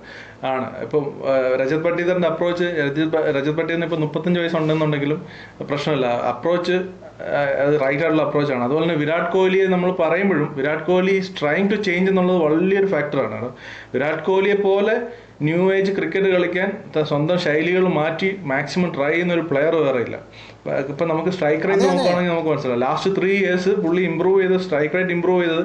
ഇപ്പോൾ ഫാൻസ് സമ്മതിക്കത്തില്ല, പക്ഷെ പുള്ളിക്ക് തന്നെ അറിയാം ഹി ഹാസ് ടു ചേഞ്ച് എന്നുള്ളത് പുള്ളിക്ക് തന്നെ അറിയാം. പുള്ളി അതിന് ട്രൈ ചെയ്യുന്നുണ്ട്. പക്ഷെ പലപ്പോഴും പുള്ളി ഒരു ട്രഡീഷണൽ പ്ലെയർ ആയതുകൊണ്ട് തന്നെ ആ ഒരു ഹോളിലേക്ക് പുള്ളി വീണ്ടും പോകുന്നതാണ്. പക്ഷെ പുള്ളി 100% ന്യൂ ഏജ് ക്രിക്കറ്റ് കളിക്കാൻ ട്രൈ ചെയ്യുന്നുണ്ട്. അതെ, ഏറ്റവും നല്ല ഉദാഹരണം ആ ഫാബ് 4 എന്ന് പറഞ്ഞ് അന്ന് വിലയിരുത്തുന്ന 4 പേരിൽ ഇപ്പോൾ കോഹ്ലി മാത്രമേ ഉള്ളൂ T20 ഇത്ര ഹൈ പെർഫോമൻസ് കാഴ്ചവെക്കുന്നത്. മറ്റുള്ള 3 പേര് ഒതുങ്ങിക്കഴിഞ്ഞു. സ്റ്റീവൻ സ്മിത്ത് ആയാലും ജോ റൂട്ട് ആണെങ്കിലും വില്യംസനൊക്കെ എനിക്കൊന്ന് T20 ഇപ്പം റിട്ടയർ ചെയ്ത് കമന്ററി പറയാൻ ഞാൻ കഴിഞ്ഞ ദിവസം കണ്ടിരുന്നു. ആ ഫാബ് 4 കോഹ്ലി ഇപ്പോഴും ഇങ്ങനെ കളിക്കുന്നു എന്ന് തന്നെ പറയുന്നത് പുള്ളിയുടെ ഏറ്റവും വലിയ വിജയമായിട്ട് തന്നെ കാരണം. ഇപ്പം ജിറ്റിയുടെ ബാറ്റിങ്ങിനെ കുറിച്ച് ഒന്നുകൂടെ പറയുകയാണെന്നെങ്കിൽ അവർ ടോപ്പ് 3 ഡിപ്പെൻഡ് ചെയ്ത് നിന്ന് കഴിഞ്ഞാൽ ഒരു പരിപാടി നടക്കത്തില്ല. ഗ്ലെൻ ഫിലിപ്പിന് ആവശ്യത്തിലധികം അവർ അവസരങ്ങൾ കൊടുത്തു. ഇതുവരെ ഗ്ലെൻ ഫിലിപ്പ് കളിച്ചിട്ടുള്ളതിൽ ഏറ്റവും കൂടുതൽ റൺ ഗ്ലെൻ ഫിലിപ്പ് IPL അടിച്ചിരിക്കുന്നത് 24 റണ്ണാണ്. അതൊരിക്കലും ശരിവെക്കുന്ന ഒരു രീതിയിലുള്ള ഒരു പെർഫോമൻസ് അല്ല ഒരു ഫോറിൻ സ്ലോട്ടിൽ നിന്ന് നമ്മൾ പ്രതീക്ഷിക്കുന്നത്. എത്രയും പെട്ടെന്ന് ഇപ്പോൾ ഈ പറഞ്ഞിട്ട് രാഹുൽ തിവാട്ടിയ, ഷാറൂഖ് ഖാൻ, ഞാൻ എൻ്റെ ഗേൾ ഫ്രണ്ടിനെ പോലും അത്രയും വിശ്വസിച്ചിട്ടില്ല. അത്രത്തോളം നെഹ്റ അവരെ ഇപ്പോഴും വിശ്വസിക്കുന്നുണ്ട്. വർഷം 3 ആയിട്ടും എന്തിനാണെന്ന് എനിക്ക് ഇപ്പോഴും മനസ്സിലാവുന്നില്ല. അവരെ രണ്ടുപേരെ മാറ്റി പുതിയ ആൾക്കാരെ കൊണ്ടുവരിക, ആൾക്കാരുണ്ടെന്നുണ്ടെങ്കിൽ ജെയ്സൺ ഹോൾഡറിനെ മസ്റ്റായിട്ട് അടുത്ത കളി കളിപ്പിക്കുക. അതല്ലാന്നുണ്ടെങ്കിൽ ഒട്ടും വ്യത്യസ്തമല്ല. ഈ തവണയും GT പതിയെ അരങ്ങൊഴിഞ്ഞ് പോകുന്നത് നമുക്ക് അധികം വൈകാതെ തന്നെ കാണേണ്ടി വരും. തീർച്ചയായിട്ടും. ഇപ്പം മുംബൈ കൂടെ തിരിച്ചു വരുമ്പോഴത്തേക്ക് കൂടുതൽ കോമ്പറ്റീഷൻ കൂടും, മത്സരിക്കാനുള്ള ടീമുകൾ കൂടും. LSG ഒരുപക്ഷെ ഒരു ചെറിയ പണികളൊക്കെ തരാനുള്ള സ്റ്റഫ് അവരുടെ കയ്യിലുണ്ട്. അങ്ങനെയൊക്കെ വെച്ച് നോക്കുമ്പോൾ GT മുന്നോട്ടുള്ള ഇത് വളരെ ബുദ്ധിമുട്ടായിരിക്കും. ഇങ്ങനെയാണ് ചേഞ്ചസ് കൊണ്ടുവന്നില്ല എന്നുണ്ടെങ്കിൽ മുംബൈയെ സംബന്ധിച്ചും ബുദ്ധിമുട്ട് തന്നെയാണ്. നമ്മൾ മുംബൈ തിരിച്ചു വന്നതെന്നൊക്കെ പറയുമ്പോഴും കാര്യങ്ങൾ ടഫ് തന്നെയാണ് മുമ്പോട്ട്. ഇത് കൺസിസ്റ്റന്റ് ആയിട്ട് മുന്നോട്ടുള്ള മാച്ചുകൾ കളിപ്പിക്കുന്നത്. അതെ, മുംബൈ ജയിച്ചു, ഓക്കെ, വളരെ സന്തോഷം എന്നും പറഞ്ഞുകൊണ്ട് മുൻപോട്ടുള്ള കാര്യങ്ങൾ എളുപ്പമാണെന്നല്ല നമ്മൾ ഇപ്പോഴും പറയുന്നില്ല. നമ്മൾ കഴിഞ്ഞ പ്രിവ്യൂവിൽ പറഞ്ഞുകൊണ്ട് തന്നെ മുംബൈ ഇനിയും കളിക്കാവുന്ന ടീമുകളെന്ന് പറയുന്നത് ഈ സീസണിൽ കളിക്കുന്നത് ടോപ്പ് 4 നിൽക്കുന്ന ടീമുകളായിട്ടാണ് ബിസിനസ് എൻഡിൽ. അതിൽ 7 ബ്ലൈൻഡ്ലി നമുക്ക് ജയിക്കുമെന്ന് പറയാൻ പറ്റത്തില്ല. കഴിഞ്ഞ തവണയാണെങ്കിൽ 2 ഫാക്ടർ മുംബൈക്ക് അനുകൂലമായിട്ട് നടന്നു. ഒന്ന്, DC സെക്കൻഡ് ഹാഫിൽ ഒറ്റ കളി പോലും ജയിച്ചില്ല. ടോപ്പിൽ നിന്നിട്ട് പതിയെ അങ്ങ് ഇറങ്ങിപ്പോയി ടോപ്പ് 4 നിന്ന് നേരെ. അതിനോടൊപ്പം തന്നെ ഈ പറയുന്ന പോലെ മുംബൈ താഴേക്കട ടീമുകളായിട്ട് എല്ലാം ജയിച്ച് മുകളിലോട്ട് കയറി വരികയും ചെയ്തു. അതേ കൂട്ടൊരു ആനുകൂല്യം ഈ തവണ മുംബൈക്ക് കിട്ടുമോ ഇല്ലയോ എന്ന് എനിക്കറിയത്തില്ല. അതും പ്രത്യേകിച്ച് അടുത്ത കളി ചെന്നൈയുമായിട്ട് വരുന്നു എന്ന നിലയിൽ ഈ ഒരു വിജയം അവർക്ക് വലിയൊരു ബൂസ്റ്റാണ്. എന്തൊക്കെ പറഞ്ഞു കഴിഞ്ഞാലും ചെന്നൈ മുംബൈ എന്ന് പറഞ്ഞൊരു കളി കളിക്കുമ്പം ചെന്നൈ ഓവർ ചെന്നൈയാണ്, മുംബൈ ഓവർ മുംബൈയാണ്. അപ്പോൾ അവർക്ക് ഈ ഒരു വിജയം ശരിക്കും അവരെ ബൂസ്റ്റ് ചെയ്യും, അവരുടെ മൊറാല് ബൂസ്റ്റ് ചെയ്യും, അവരുടെ ഈ പറഞ്ഞൊരു മെൻ്റൽ സ്ട്രെങ്ത് ബൂസ്റ്റ് ചെയ്യും. ചെന്നൈയും ഒരു വിജയം കാത്തുകൊണ്ട് വരുന്നു. അത് രണ്ടും വലിയൊരു ക്ലാഷായി തീരാൻ തന്നെ സാധ്യതയുണ്ട്. അതേപോലെ തന്നെയാണെങ്കിൽ GT അടുത്ത കളി കളിക്കുന്നത് ബാംഗ്ലൂരുമായിട്ടാണ്. ഈ ഡെത്ത് ബോളിങ്ങുമായിട്ട് ബാംഗ്ലൂരും ചിന്നസ്വാമിയിലോട്ട് ചെന്ന് കഴിഞ്ഞാൽ ടിം ഡേവിഡിൻ്റെ ബാറ്റിന് ഉപ്പ് നോക്കാനുള്ളതില്ല എന്ന് പറയേണ്ടി വരും. അതും വളരെ ഒരു ആശങ്കാജനകമായിട്ടുള്ള കാര്യമാണ്. ഇനി ടിം ഡേവിഡ് അങ്ങനെ ഫസ്റ്റ് ബോളിൽ പോയി കഴിഞ്ഞാൽ എന്നെ ചീത്ത വിളിക്കരുത്, ഞാനങ്ങ് പറഞ്ഞു എന്നുള്ളതേ ഉള്ളൂ. ഇല്ല, ബാംഗ്ലൂർ നസിക്കി വിടും GT, യാതൊരു സംശയമില്ല. അങ്ങോട്ട് ചെന്ന് കയറി കൊടുത്താൽ മതി. ഇതിനു വേണ്ടി ഇനി GT ജയിച്ചിട്ട് എനിക്ക് കുറച്ച് ട്രോള് കേൾക്കേണ്ടി വന്നാലും ഇച്ചിരി ഇത് കിട്ടിയാൽ കുഴപ്പമില്ല. എല്ലാ കമന്റുകളും നിങ്ങൾ ഇടുന്നത് ഞങ്ങൾ വായിക്കാറുണ്ട്. നിങ്ങൾ നമ്മുടെ പോയിന്റിനെ കുറിച്ച് ഓരോന്നിനും സംശയം പ്രകടിപ്പിക്കുന്നതും നിങ്ങളുടെ കൺസേൺസ് പറയുന്നതും അഡ്രസ്സ് ചെയ്യാറുണ്ട്. നിങ്ങളുടെ പോയിന്റ് ഓഫ് വ്യൂ നിങ്ങൾ പറഞ്ഞ തെറ്റാണെന്ന് പറയുമ്പോൾ ഞാൻ പറയുന്ന കാര്യങ്ങൾ ഞാൻ ഇത് പഠിച്ച് ഇത് അങ്ങോട്ട് 10-40 ലക്ഷം രൂപ കൊടുത്ത് മാസ്റ്റേഴ്സ് ചെയ്ത് സ്ട്രാറ്റജി അനലിസ്റ്റ് ആയ ഒരു മനുഷ്യനാണ്. എനിക്കിപ്പം ഓരോ കാര്യങ്ങൾ പറയുമ്പോൾ എനിക്ക് അതിൻ്റെതായിട്ടുള്ള ഡേറ്റ ഉണ്ടായിരിക്കും. നിങ്ങൾ ഈ പറയുന്നോട്ട് ഓരോ കാര്യങ്ങൾ ഞാൻ ചുമ്മാ ബ്ലൈൻഡ്ലി പറയുന്നതല്ല. ഇപ്പോൾ ഏത് ബോളറിനെ എവിടെ എറിയണം എന്ന്, അല്ലെങ്കിൽ ഏത് ബാറ്റ്സ്മാനെ എങ്ങനെ എറിയണം എന്നൊരു വ്യക്തമായ കണക്കൂട്ടുള്ളൊരു നോട്ട് തന്നെ എനിക്കുണ്ട്. അപ്പം നിങ്ങൾ എന്ത് സംശയം ഉണ്ടെങ്കിലും ഇപ്പം നമ്മുടെ ഭാഗത്തു നിന്നും നമ്മളെക്കാട്ടിലും അറിയാവുന്ന ഇഷ്ടം പോലെ ആൾക്കാരുണ്ട്. തീർച്ചയായിട്ടും വന്ന് കമൻറ്റ് ചെയ്യാം. നമുക്ക് കൂടുതൽ ഇൻഫർമേഷൻസ് കിട്ടും. നമുക്ക് അവിടെ തന്നെ ഒരു ഹെൽത്തി ഡിസ്കഷൻസ് നടക്കാൻ പറ്റും. എല്ലാം റെസ്പെക്ട്ഫുള്ളി നടക്കട്ടെ എന്നാണ് എൻ്റെയും അഭിപ്രായം. കഴിഞ്ഞ ഒരു വീഡിയോയുടെ സെക്ഷനിൽ അരുൺ ബ്രോയെ കുറിച്ചിട്ട് ഒന്ന് ഇൻട്രൊഡ്യൂസ് ചെയ്യണമെന്ന് ചില കമൻസ് ഉണ്ടായിരുന്നു. അപ്പോൾ അരുൺ ബ്രോ സ്വയം ഒന്ന് നമ്മൾ മീഡിയ കഴിയുന്നതിന് മുമ്പേ ഒന്ന് ഇൻട്രൊഡ്യൂസ് ചെയ്തോളൂ. അരുൺ ബ്രോ എൻ്റെ അറിവിൽ ഞങ്ങൾ പരിചയപ്പെട്ട നമ്മൾ തമ്മിൽ എങ്ങനെയാണ് പരിചയപ്പെട്ടതെന്നൊന്ന് പറയണം. അത് ഞങ്ങളിപ്പോൾ പരിചയപ്പെട്ട ഒരാഴ്ച പോലും തികച്ചായിട്ടില്ല. അരുൺ ബ്രോ വീഡിയോ കാണുകയും ഒരു മെസ്സേജ് ചെയ്യുകയും നമ്മൾ കുറച്ച് നേരം ഫോണിൽ സംസാരിക്കുകയും ചെയ്യുക മാത്രമേ ചെയ്തിട്ടുള്ളൂ. അതിൻ്റെ തൊട്ടടുത്ത ദിവസം നമ്മളൊരു വീഡിയോ പ്ലാൻ ചെയ്ത് ചെയ്യുമായിരുന്നു. ഞാൻ കുറേ നാളായിട്ട് ഇതുപോലെ ആരെങ്കിലുമായിട്ട് ഒരു ഡിസ്കഷൻ വീഡിയോ ചെയ്യണമെന്ന് വിചാരിച്ചിരുന്നായിരുന്നു. കറക്റ്റായിട്ട് ഒരു എനിക്ക് ആപ്റ്റായിട്ട് തോന്നിയ അല്ലെങ്കിൽ വർത്തായിട്ട് തോന്നിയ ഒരാൾ ഇതായിട്ട് വന്നു. അപ്പോൾ നമ്മളത് ചെയ്തു. അങ്ങനെയാണ് അരുൺ ബ്രോ ആയിട്ടുള്ള പരിചയം.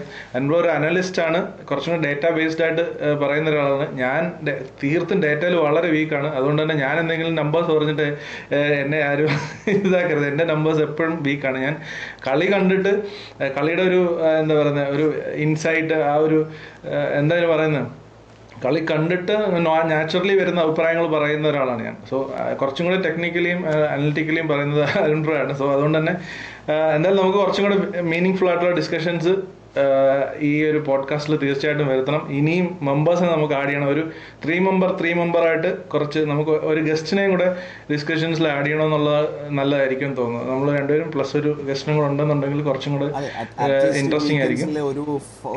ഒരു എല്ലാ ടീമിന്റെ സൈഡിൽ നിന്നും ഓരോ ഫാനിനെ ക്രിയേറ്റ് ചെയ്തിട്ട് അവരുമായിട്ട് ഒരു കമ്പൈൻഡ് ആയിട്ടുള്ള ഒരു ഡിസ്കഷനോ അതുമൊക്കെ തീർച്ചയായും GTA ബാക്ക് ചെയ്യുന്ന, ശുഭ്മൻ ഗില്ലിനെ ബാക്ക് ചെയ്യുന്ന, ബാക്ക് ചെയ്യുന്ന ഫാൻസ് അപ്പോഴേ കുറച്ചുകൂടെ ഇൻട്രസ്റ്റിംഗ് ആയിരിക്കും ഡിസ്കഷൻസ്. ഇപ്പോൾ ഓൾറെഡി നമ്മൾ 41 മിനിറ്റ് ആയിട്ടുണ്ട്. അപ്പോൾ ഇത് ഫസ്റ്റ് വീഡിയോ ആണ് ഈ ചാനലിലെ. കുഴപ്പമില്ല, ഇത് ഇങ്ങനെയുള്ള ലെങ്തി വീഡിയോസ് ഇഷ്ടമുള്ള വ്യൂവേഴ്സ് ഉണ്ട്. ആ വ്യൂവേഴ്സ് തീർച്ചയായിട്ടും നമുക്ക് വരും. നമ്മൾ മെയിൻ മല്ലു സ്പെക്ടേറ്റർ ചാനലിൽ തീർച്ചയായിട്ടും നമ്മൾ ഇതിന് ഇങ്ങോട്ട് നമ്മുടെ വ്യൂവേഴ്സിനെ ഡ്രൈവ് ചെയ്യും. കുറച്ചും കൂടെ പതിയെ ഗ്രോ ആവട്ടെ. നിങ്ങൾ തീർച്ചയായിട്ടും വ്യൂവേഴ്സ് നിങ്ങളുടെ അഭിപ്രായങ്ങൾ ഈ ഒരു പോഡ്കാസ്റ്റിനെ പറ്റിയിട്ട്, ഈ ഡിസ്കഷനെ പറ്റിയിട്ട്, ഞങ്ങൾ എന്തൊക്കെ ഇമ്പ്രൂവ് ചെയ്യണം, ഞങ്ങളുടെ ഡിസ്കഷൻസ് ഏതൊക്കെ കാര്യങ്ങൾ ടച്ച് ചെയ്ത് പോകണം എന്നൊക്കെ ഉള്ള നിങ്ങളുടെ അഭിപ്രായങ്ങൾ തീർച്ചയായിട്ടും കമൻറ്റ് ബോക്സിൽ പങ്കുവെക്കുക. അതുപോലെ തന്നെ ഈ പോഡ്കാസ്റ്റിൽ, ഈ ഡിസ്കഷനിൽ പങ്കെടുക്കാൻ, വീഡിയോയിൽ വരാൻ, ക്രിക്കറ്റിനെ കുറിച്ച് സംസാരിക്കാൻ താല്പര്യമുള്ള ആൾക്കാർക്ക് തീർച്ചയായിട്ടും ഇൻസ്റ്റഗ്രാമിൽ DM ചെയ്യാവുന്നതാണ്. മല്ലു സ്പെക്ടേറ്റർ ഇൻസ്റ്റഗ്രാം പേജിൽ. സോ അപ്പോൾ അതാണ്. അരുൺ ബ്രോ വൈൻഡപ്പ് ചെയ്യല്ലേ? പിന്നെ തീർച്ചയായിട്ടും. ശരി, ഓക്കെ. അപ്പോൾ നമ്മൾ നെക്സ്റ്റ് ഉടനെ തന്നെ അടുത്ത ഒരു ഡിസ്കഷൻ, വാല്യുബിൾ ആയിട്ടുള്ള മീനിങ് ഫുൾ ആയിട്ടുള്ള ക്രിക്കറ്റ് ഡിസ്കഷനായിട്ട് വീണ്ടും കാണുന്നതിന് വരെ ബൈ.